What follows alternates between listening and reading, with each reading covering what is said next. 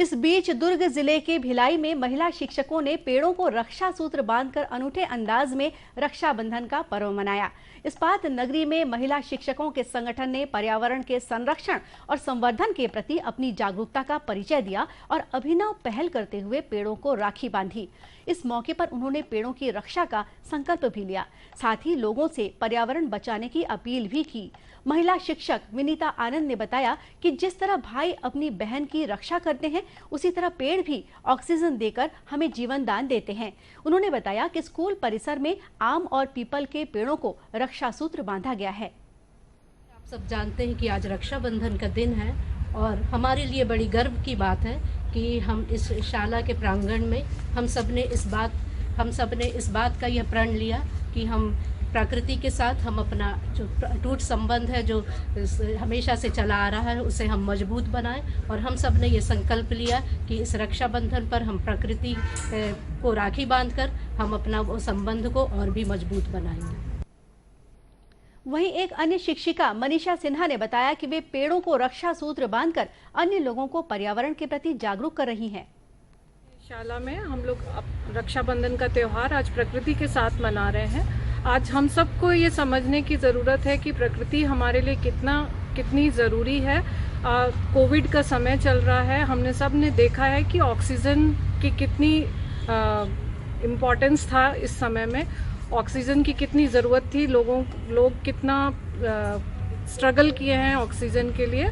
तो इस सबको चीज़ों को ध्यान रखते हुए हम लोगों ने प्रकृति को अपना संरक्षण करने के लिए, उसका संवर्धन करने के लिए, इसका महत्व बच्चों को समझाने के लिए और अपने समाज को समझाने के लिए आज हमने अपने स्कूल में जितने भी पेड़ पौधे हैं उनको राखी बांधी है, जिससे हम उसकी रक्षा कर सकें और उससे हमारा जुड़ाव हो सके।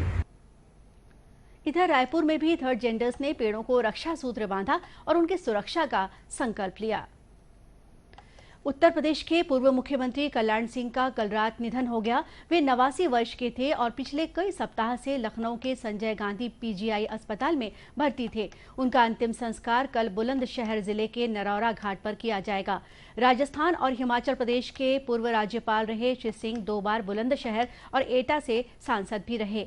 राष्ट्रपति, उपराष्ट्रपति और प्रधानमंत्री सहित तमाम मंत्रियों, भारतीय जनता पार्टी के वरिष्ठ नेताओं, अन्य सभी राजनीतिक दलों तथा समाज के विभिन्न वर्गों ने कल्याण सिंह के निधन पर दुख प्रकट किया है।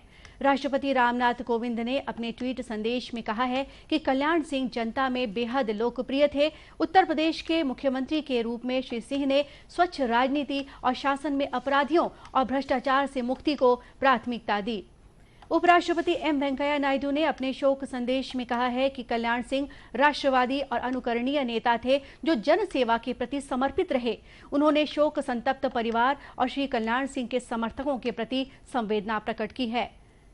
प्रधानमंत्री नरेंद्र मोदी ने लखनऊ पहुंचकर कल्याण सिंह के अंतिम दर्शन कर उन्हें श्रद्धांजलि अर्पित की। अपने ट्वीट संदेशों में उन्होंने कहा कि कल्याण सिंह एक अग्रणी नेता, कुशल प्रशासक, जमीन से जुड़े हुए नेता और विराट व्यक्तित्व के धनी थे। प्रधानमंत्री ने कहा कि उत्तर प्रदेश के विकास में उनके योगदान को हमेशा याद रखा जाएगा। श्री मोदी ने कहा कि भारत के सांस्कृतिक पुनरुत्थान में कल्याण सिंह के योगदान के प्रति आने वाली पीढ़ियां सदैव कृतज्ञ रहेंगी। खोया है, हम उनके भरपाई के लिए उनके आदर्शों, उनको संकल्पों को लेकर के अधिकतम पुरुषार्थ करें और उनके सपनों को पूरा करने में कोई कमी न रखें। मैं भगवान प्रभु श्री राम को उनके चरणों में प्रार्थना करता हूं कि प्रभु राम कल्याण सिंह जी को अपने चरणों में स्थान दे और प्रभु राम उनके परिवार को इस दुख की घड़ी में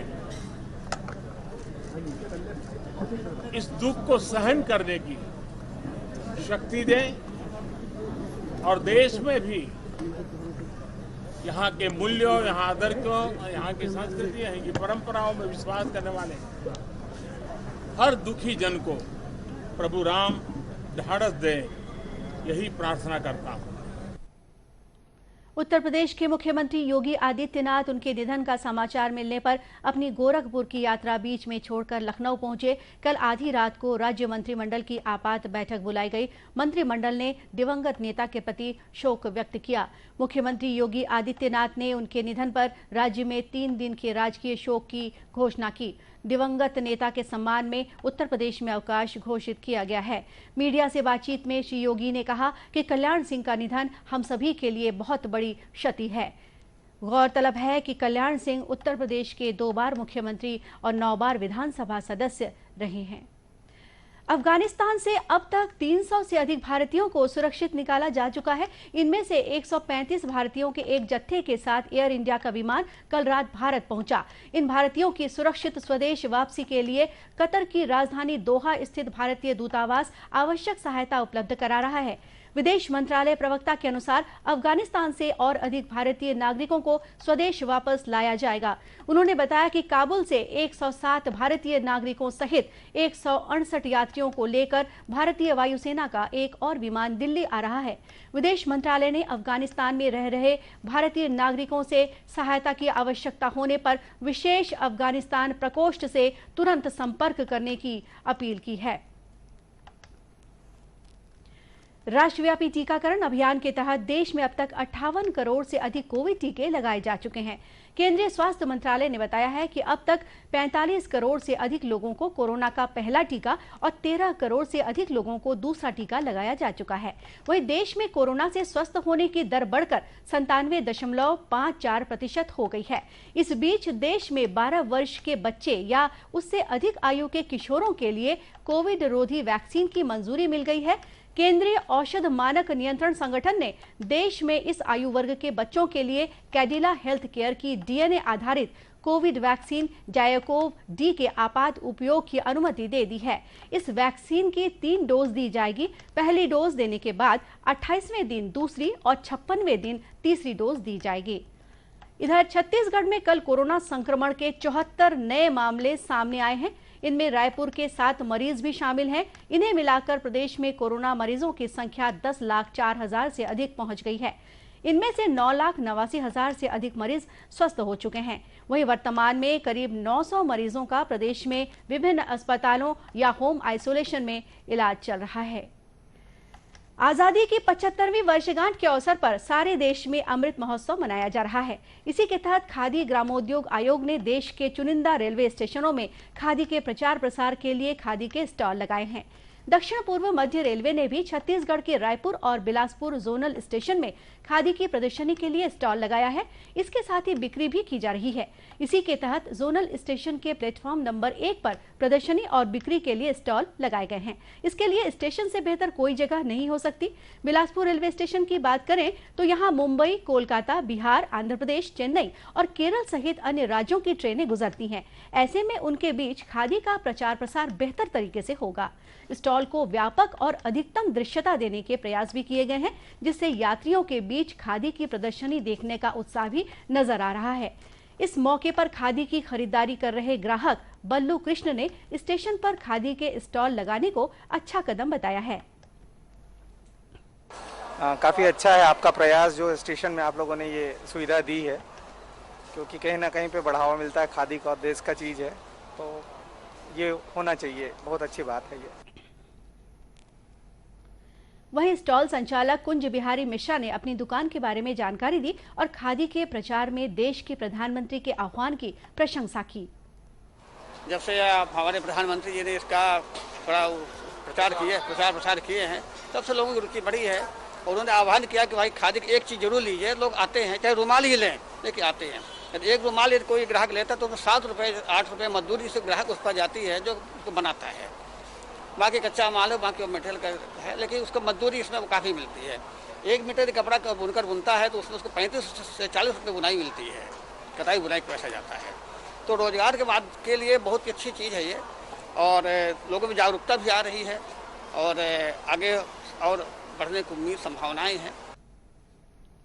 दक्षिण पूर्व मध्य रेलवे के वरिष्ठ जनसंपर्क अधिकारी संतोष कुमार ने बताया कि इस आयोजन का उद्देश्य खादी को बढ़ावा देना है कि पूरे भारत देश में आज़ादी का अमृत महोत्सव मनाया जा रहा है। इसी क्रम में भारतीय रेलवे के विभिन्न स्टेशनों पर खादी ग्रामोद्योग आयोग की प्रदर्शनी आयोजित की जा रही है, जिसमें हम लोगों ने उनको एक स्पेस दिया हुआ है। वहाँ खादी ग्रामोद्योग से संबंधित जो भी अपने उत्पाद हैं वो उसको यहाँ प्रदर्शित कर सकते हैं और साथ ही साथ इसकी बिक्री भी कर सकते हैं। इसी क्रम में दक्षिण पूर्व मध्य रेलवे में बिलासपुर और रायपुर 2 स्टेशनों पर खादी ग्रामोद्योग आयोग के द्वारा यहाँ पे प्रदर्शनी और बिक्री का आयोजन किया जा रहा है। यह प्रदर्शनी और बिक्री लगभग 1 सप्ताह तक यहाँ चलेगी। गौरतलब है कि आजादी की 75वीं वर्षगांठ को खास बनाने के लिए केंद्र सरकार ने देश भर के रेलवे स्टेशनों में खादी के कपड़ों को बढ़ावा देने की योजना बनाई है। 23 अगस्त तक खादी कपड़ों की प्रदर्शनी और बिक्री की जाएगी। दर्शकों, दूरदर्शन केंद्र रायपुर से प्रसारित होने वाले प्रादेशिक समाचार को आप YouTube पर भी देख सकते हैं। हमारे YouTube channel Chhattisgarh DD news पर प्रादेशिक समाचार उपलब्ध रहेगा। YouTube चैनल का लिंक और QR कोड आप स्क्रीन पर देख सकते हैं। अपने एंड्रॉइड फोन से QR कोड स्कैन कर आप छत्तीसगढ़ डीडी न्यूज लिंक पर जा सकते हैं। इसके अलावा छत्तीसगढ़ डीडी न्यूज फेसबुक और ट्विटर पर भी उपलब्ध है। और इसी के साथ ही समाचार बुलेटिन यही समाप्त हुआ। नमस्कार।